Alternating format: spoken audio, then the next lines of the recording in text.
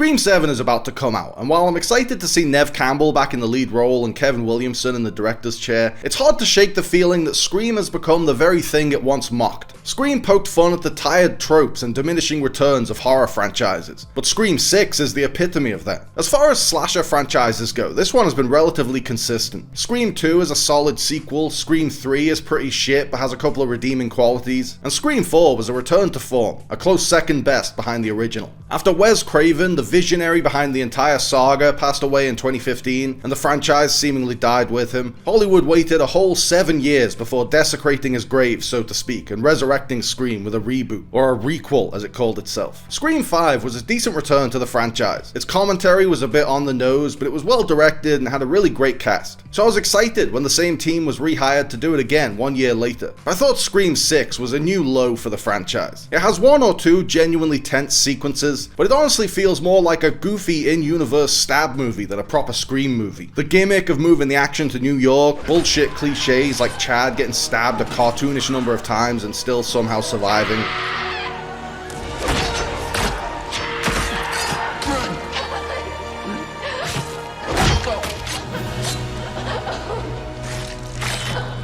Five minutes later. Dad, how are you alive? Yes, George. I'm kind of wondering myself.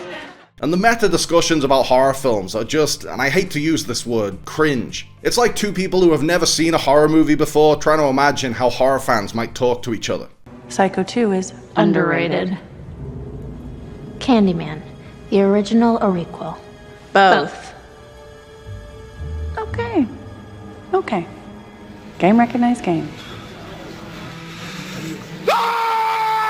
But no matter how many sequels they make or how crappy they get, that original Scream film will always have its place in horror history. Scream reinvented the slasher. Craven had already reinvented it when he introduced an overtly supernatural killer in A Nightmare on Elm Street. Freddy changed the game. But Scream revolutionized the genre once again with a whodunit angle. The killer is among us, everyone is a suspect, and they have to figure out who it is before they strike again. Classic slasher villains like Michael and Jason just mindlessly killed people. No one was trying to figure out who it is under that mask. But Ghostface is someone we know and trust, so there's a lot more tension. I think all the backstory with Sydney's mother and how it ties into the mystery is a bit predictable and unnecessarily contrived, but I've always loved the two killers twist with Stu and Billy giving each other an alibi. No luck catching them killers then? It's just the one killer, actually. And Scream didn't just reinvent its own specific subgenre, it also reinvented the horror film as a whole with its sly self-awareness. It's a meta deconstruction of the genre, populated with genre-savvy characters who are already wary of the tropes and pitfalls. There are certain rules that one must abide by in order to successfully survive a horror movie. What's your favorite scary movie? Oh, come on, you know I don't watch that shit. Why not? Too scared? No, it's just what's the point? They're all the same. Some stupid killer stalking some big-breasted girl who can't act, who's always running up the stairs when she should be going out the front door. It's insulting. Craven helped to pioneer these tropes, and now he was fucking around with them and subverting the expectations they'd created. Damn little shits. What'd you call me? Huh? Not your friend. He has fun setting up a lot of anticlimactic jump scares. When Sydney opens a door, the music makes you expect Ghostface behind the door. But there's nothing there.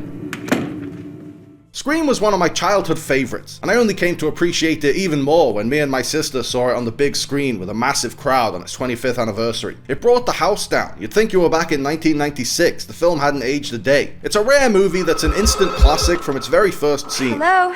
Hello? Yes? Who is this? Who are you trying to reach? What number is this? What number are you trying to reach? I don't know. Well, I think you have the wrong number. Do I? It happens. Take it easy.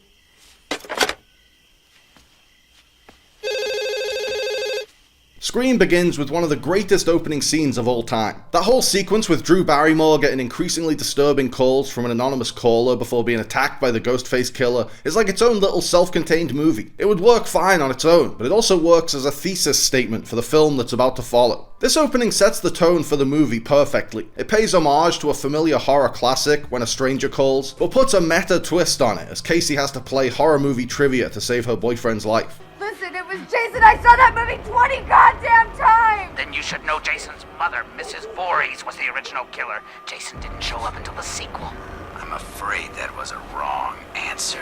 It's genuinely tense and scary, but it's also tongue-in-cheek and self-referential. It walks that fine line that makes the movie work so well, and any other director would have fucked up. It is a silly, satirical deconstruction of the horror film, but it's also a damn effective horror film. Anyone else would have erred too far one way or the other, but Craven strikes the perfect balance, and you can see that from the very beginning. You really believe the threat to Casey's life. You really believe Drew Barrymore's fear. But it also establishes Ghostface as the slapstick slasher, constantly getting knocked on his arse. He does actually kill Casey, which tells us he really is dangerous and no one is safe, but at the same time, he's shown to be ridiculous. We're invited to laugh at him.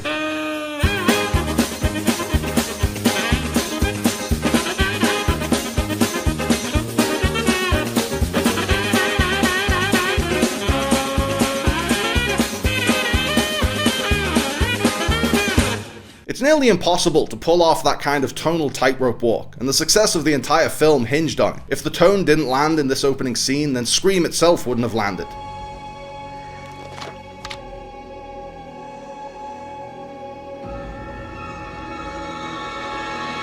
I cannot stress how radical and rogue it was in 1996 to set up Drew Barrymore as the star of the film and then kill her off in the first 10 minutes. It was basically the 90s version of killing off Janet Leigh halfway through Psycho in 1960. She was one of the biggest box office draws of her time, one of the most iconic movie stars in the world. She was advertised as one of the film's leads, front and center on the poster, and then, right at the beginning of the movie, she gets stabbed to death and strung up. After that, all bets are off. You have no idea where this movie is going, and you can't wait to see how it plays out.